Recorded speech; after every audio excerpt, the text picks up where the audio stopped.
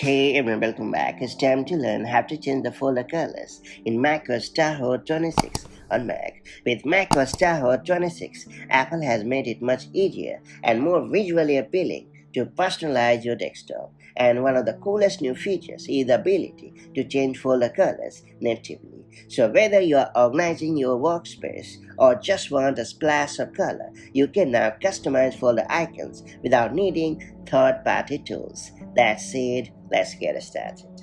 So first off, you just have to right-click on the folder in question.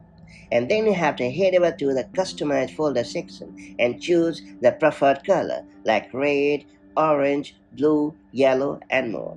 And whatever color you choose comes into effect right away, so you don't have to bother about saving or hitting the done button for that matter.